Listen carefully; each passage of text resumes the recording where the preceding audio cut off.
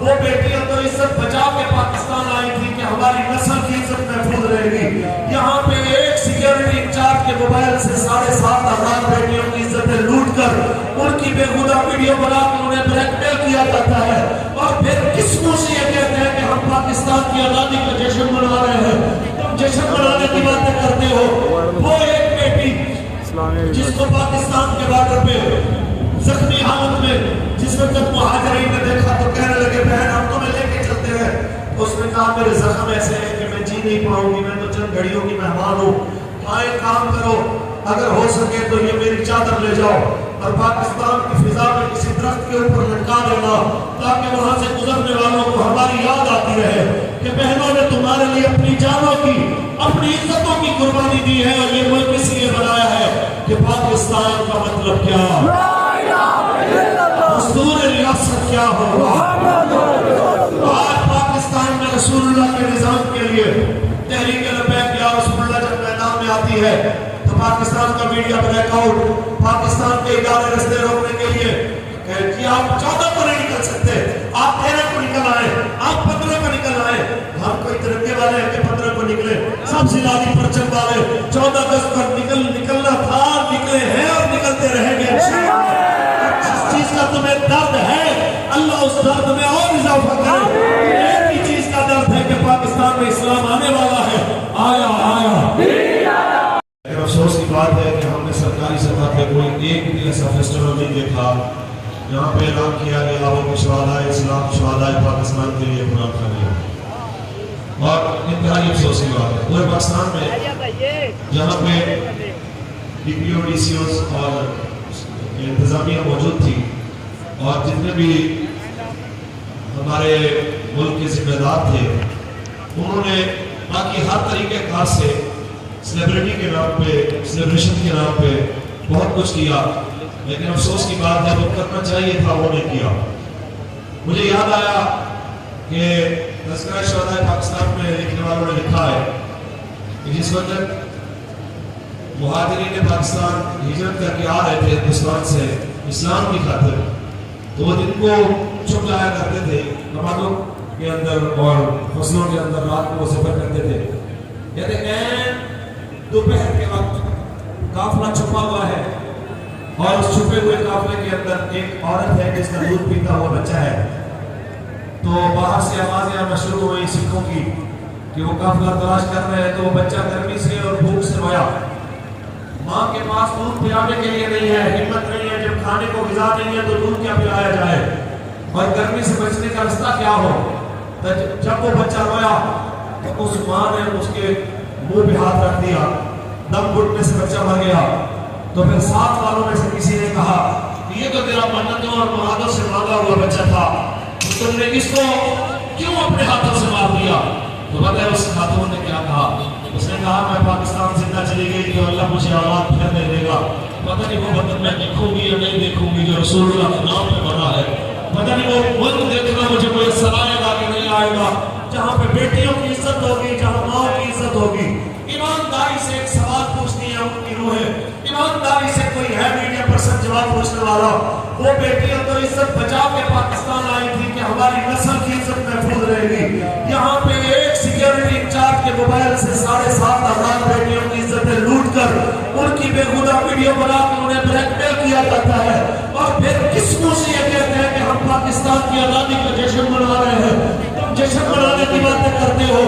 وہ ایک بیٹی جس کو پاکستان کے بارڈر پہ زخمی حالت میں جس وقت مہاجرین نے دیکھا تو کہنے لگے بہن ہم تمہیں لے کے چلتے ہیں. اس نے کہا میرے زخم ایسے ہیں کہ میں جی نہیں پاؤں گی, میں تو چند گھڑیوں کی مہمان ہوں. ہاں ایک کام کرو, اگر ہو سکے تو یہ میری چادر لے جاؤ اور پاکستان کی فضا میں کسی درخت کے اوپر لٹکا دینا تاکہ وہاں سے گزرنے والوں کو ہماری یاد آتی رہے کہ بہنوں نے تمہارے لیے اپنی جانوں کی اپنی عزتوں کی قربانی دی ہے. اور یہ ملک اس لیے بنایا ہے کہ پاکستان کا مطلب کیا, دستور ریاست کیا ہوگا.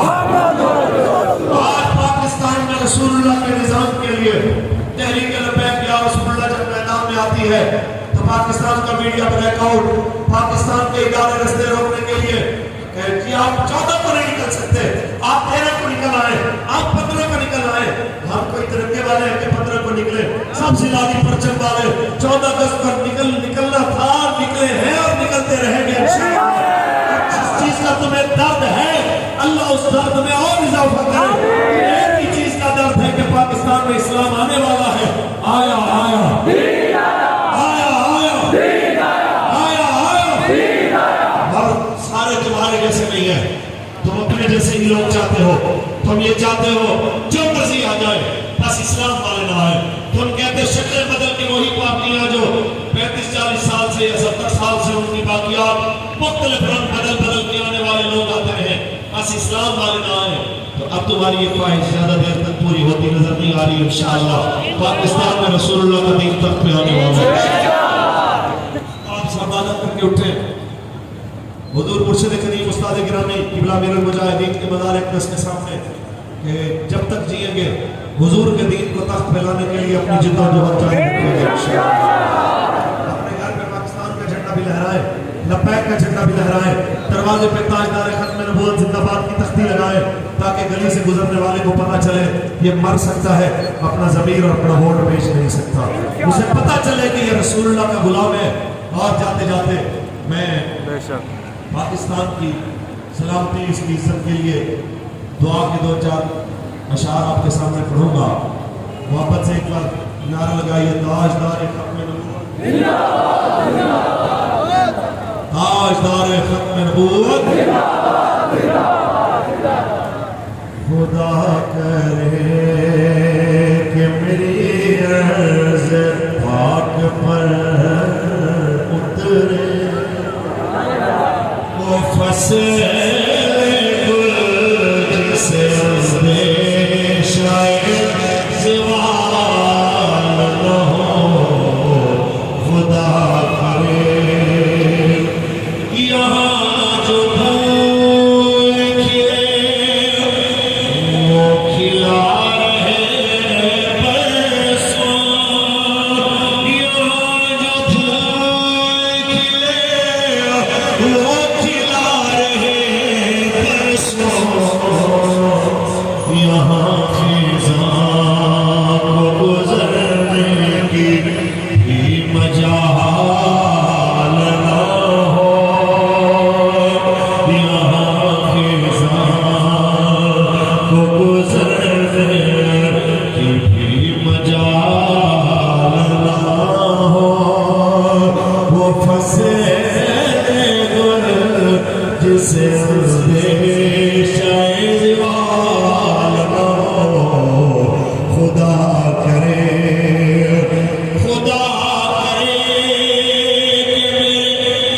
ایک بے حق وطن کے لیے، خدا کرے کہ میرے ایک بے حق وطن کے لیے حیات جرم نہ ہو، زندگی وبال نہ ہو، وہ فصل گل جسے سے شاید زوال نہ ہو، خدا کرے پاکستان